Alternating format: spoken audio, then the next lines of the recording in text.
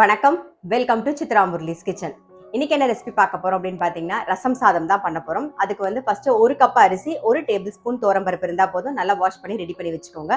அடிகனமான பாத்திரம் இருந்தா சாதத்தை முதல்ல வேக வச்சுக்கணும். நான் வந்து இன்னைக்கு கற்சட்டியில முதல்ல சாதத்தை வேக வச்சுக்க போறேன். சாதமும் பருப்பும் சேர்த்து வேக வச்சுக்கலாம் வாங்க. பெருங்காயம், அப்புறம் மஞ்சப்பொடி, ஒரு கப்பு அரிசிக்கு வந்து நல்லா ஒரு 4லேருந்து 5 டம்ளர் தண்ணி விடலாம். நான் 4 கப்பு இப்போ தண்ணி விடுறேன். 2 3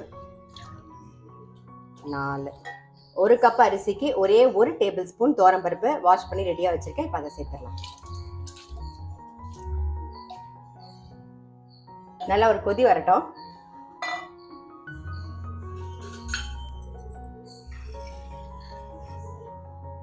தண்ணி வந்து கொதிக்க ஆரம்பிச்சிட்டு தேவையான உப்பை சேர்த்துட்டு சிம்ல வச்சு மூடி வச்சிருவோம்.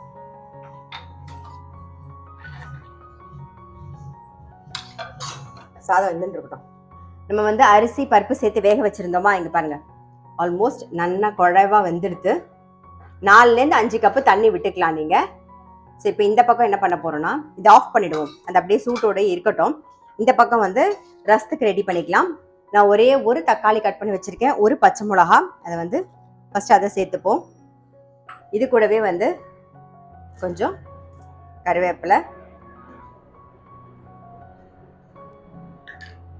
உப்பு. ஏற்கனவே சாதத்துல உப்பு போட்டிருக்கோம், பட் இந்த ரசத்துக்கு தகுந்த மாதிரியான உப்பு ரெண்டும் சேரும் போது கரெக்டா இருக்கும். ஸோ இதுக்கு தகுந்த அளவுக்கு உப்பு சேர்த்திருக்கேன்.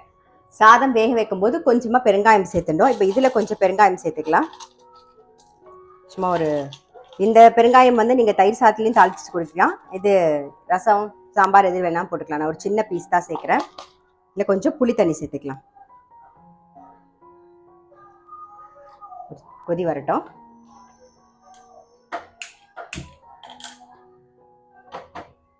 கொஞ்சம் மஞ்சள் பொடியும் சேர்த்துக்கலாம். இது நல்லா ஒரு கொதி வரட்டும். புளி தண்ணி வந்து கொதிச்செடுத்து இப்போ ரசப்பொடி சேர்த்துக்கலாம். நான் சாதத்துக்கு தகுந்த அளவுக்கு தான் ரசம் வைக்கிறேன். நல்லா ஒரு 2 டீஸ்பூன் ரசப்பொடி சேர்த்துருக்கேன். ஒரே ஒரு கொதி ரசப்பொடி சேர்த்து ஒரு கொதி வரட்டும். ஒரு 1/2 டம்ளர் தண்ணி விட்டுக்கலாம். ரசப்பொடி சேர்த்து ஒரு கொதி வந்துடுது.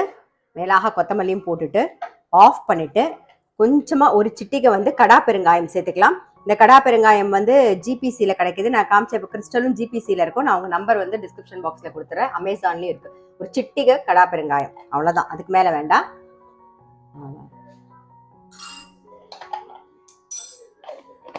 கொஞ்சமாக வெல்லம் சேர்த்துக்கலாம், அந்த புளியோட எருப்பு எடுக்கிறதுக்கு. ரசத்தை வந்து இறக்கி வச்சிடலாம்.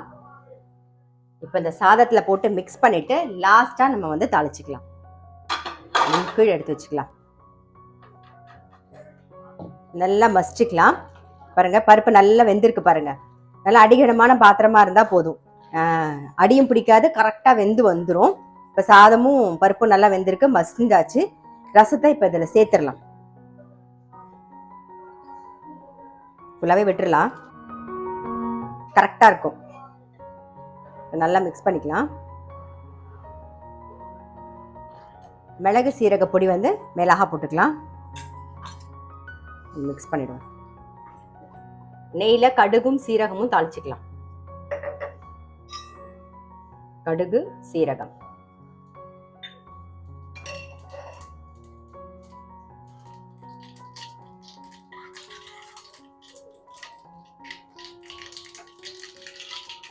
கருவேப்பிலையும் சேர்த்துட்டு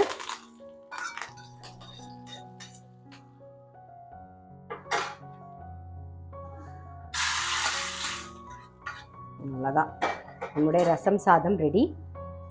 மேலாக நெய் விட்டு கொஞ்சம் கொத்தமல்லியும் போட்டு மிக்ஸ் பண்ணிடலாம். நம்ம கொத்தமல்லி அப்புறம் நெய் மேலாக ஒரு ஸ்பூன், அவ்வளோதான். நம்மளுடைய ரசம் சாதம் ரெடி ஆயிடுது. இது சாப்பிடும்போது கெட்டி ஆயிடுது அப்படின்னு நீங்கள் ஃபீல் பண்ணிங்கன்னா கொஞ்சமாக வந்து வெந்நீர் காய்ச்சிட்டு அதில் விட்டு மிக்ஸ் பண்ணிட்டு சாப்பிட்டிங்கன்னா கரெக்டாக இருக்கும்.